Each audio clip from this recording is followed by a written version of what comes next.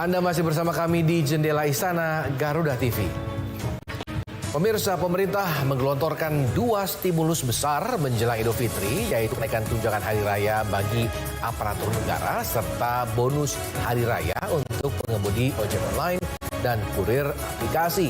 Menteri Koordinator Bidang Perekonomian Airlangga Hartarto menyampaikan total anggaran THR ASN mencapai 55 triliun rupiah dan BHR ojol sebesar 220 miliar rupiah. Keduanya menjadi bagian dari strategi mendorong konsumsi dan pertumbuhan ekonomi nasional.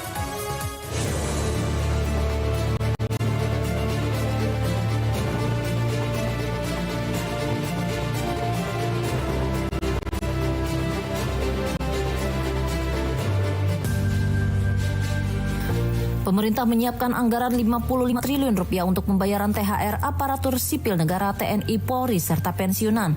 Jumlah ini meningkat sekitar 10% dibandingkan tahun sebelumnya yang sebesar 49 triliun rupiah. Secara rinci THR disalurkan kepada 2,4 juta ASN pusat, termasuk TNI dan Polri dengan total 22,2 triliun rupiah.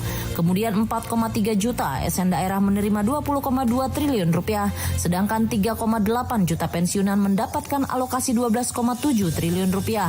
Pencairan dilakukan bertahap sejak 26 Februari 2026. Menteri Koordinator Perekonomian Airlangga Hartarto menjelaskan komponen THR dibayarkan secara penuh sesuai regulasi, meliputi gaji pokok, tunjangan keluarga, tunjangan pangan, tunjangan jabatan, dan tunjangan kinerja. Pemerintah juga menegaskan THR ini berbeda dengan gaji ke-13 yang biasanya diberikan pada bulan Juni. Sesuai dengan arahan Bapak Presiden terkait THR aparatur sipil negara pemerintah pusat, termasuk P3K, TNI Polri, serta pensiunan, pemerintah telah menyiapkan anggaran sebesar 55 triliun rupiah dibandingkan tahun lalu ini meningkat. Nah, komponen yang dibayarkan 100% penuh meliputi gaji pokok, tunjangan keluarga, tunjangan pangan, tunjangan jabatan, kinerja sesuai dengan regulasi yang berlaku. Selanjutnya, dukungan juga diberikan kepada pengemudi ojek online dan kurir berbasis aplikasi.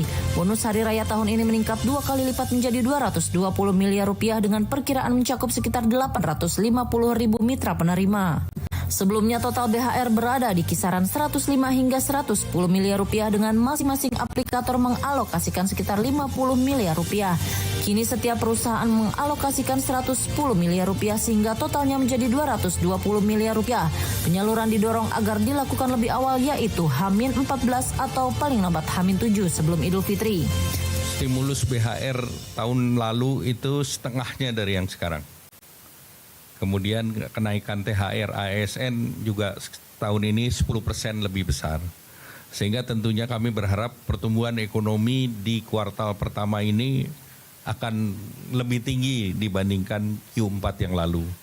Jadi kita mentargetkan antara 5,5 sampai 5,6. Nah, komponen yang dibayarkan 100% penuh meliputi gaji pokok, tunjangan keluarga, tunjangan pangan, tunjangan jabatan, kinerja sesuai dengan regulasi yang berlaku. Pemberian BHR diatur melalui surat edaran resmi. Bonus diberikan kepada pengemudi dan kurir yang terdaftar selama 12 bulan terakhir. Besarannya paling sedikit 25% dari rata-rata pendapatan bersih tahunan. Perusahaan aplikasi diminta menjaga transparansi perhitungan.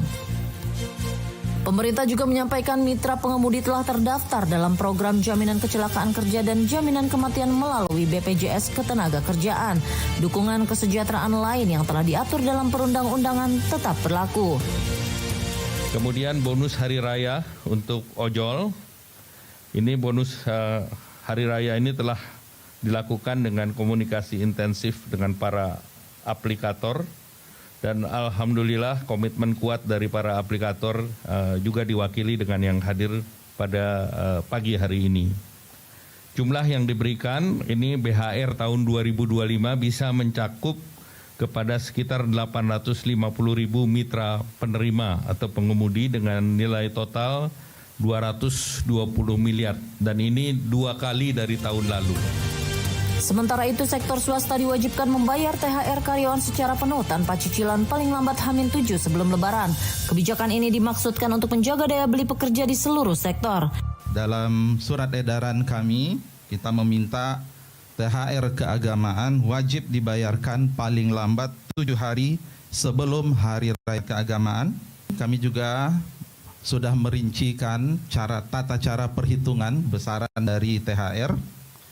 Kemudian kita menekankan bahwa THR keagamaan wajib dibayarkan oleh perusahaan secara penuh dan tidak boleh dicicil. Penerima upah yang tercatat adalah 26,5 juta pekerja dan diperkirakan jumlah THR yang dibayarkan senilai 124 triliun rupiah dan ini diharapkan bisa mendorong konsumsi nasional secara signifikan. Dengan kombinasi kenaikan THR, ASN, dan BHR ojol, pemerintah menargetkan pertumbuhan ekonomi kuartal pertama berada di kisaran 5,4 hingga 5,6%. Harapannya momentum Ramadan dan Idul Fitri mampu mendorong konsumsi rumah tangga dan menjaga laju pertumbuhan lebih tinggi dibandingkan kuartal sebelumnya. Langkah terpadu ini menunjukkan strategi pemerintah dalam menggerakkan roda ekonomi melalui peningkatan daya beli, sekaligus memberikan dukungan langsung kepada aparatur negara dan pekerja sektor informal berbasis digital.